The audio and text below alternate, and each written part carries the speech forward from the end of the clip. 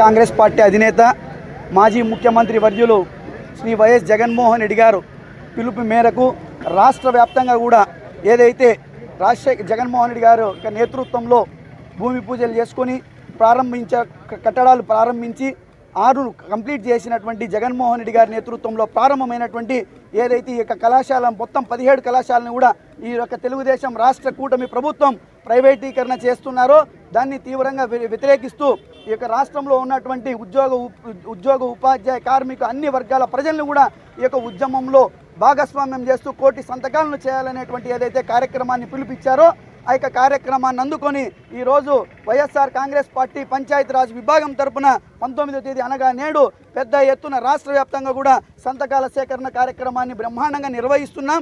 ఇందుకు ప్రజలందరూ కూడా ఎక్కడికెక్కడక్కడ బ్రహ్మాండంగా మద్దతును తెలియజేస్తూ సంతకాలు చేసి వైఎస్ఆర్ కాంగ్రెస్ పార్టీ జగన్మోహన్ రెడ్డి నాయకత్వాన్ని వైపు మేమంతా ఉన్నామని చెప్పి ఈరోజు రాష్ట్ర వ్యాప్తంగా కూడా ప్రజలందరూ కూడా ఇక మూకుమ్మడిగా మద్దతునివ్వడం జరుగుతూ ఉంది. అందులో భాగంగా ఈరోజు దొంతిరెడ్డి వేమారెడ్డి గారి యొక్క నేతృత్వంలో మంగళగిరిలో కూడా ఈ యొక్క కార్యక్రమాన్ని ఏర్పాటు చేయడం జరిగిందని చెప్పి కూడా ఈ సందర్భంగా తెలియజేస్తూ ఉన్నాం.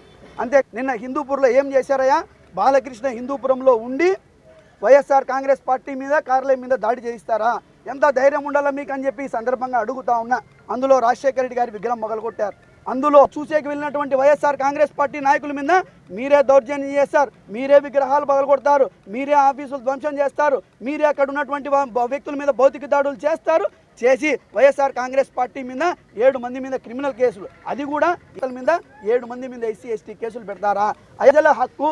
ఎందుకంటే ఏ కామన్ పీపుల్ అయినా గవర్నమెంట్ హాస్పిటల్కి పోతే ఎందుకు చూడవయా డాక్టర్ అని నిలదీసేటువంటి హక్కు ఉంటుంది. మా కొడుకు సీట్ వస్తుంది, ఇవన్నీ తీసుకుపోయి ప్రైవేట్ ఓన్ చేతిలో పెడితే వాళ్ళు ఇళ్ళ కాడ పోయి పడిగాపులు కాసేకైతుందా? వాళ్ళు అడిగినంత ఫీజులు కట్టి ఈరోజు ఉచిత వైద్యం పొందేకైతుందా? కాబట్టి ప్రతిపక్షాన్ని ఈ రకంగా ఇబ్బందులు పెట్టడం ద్వారా మీరు ఏమైనా సాధిస్తారనుకుంటున్నారేమో, అది మీ మూర్ఖత్వమే.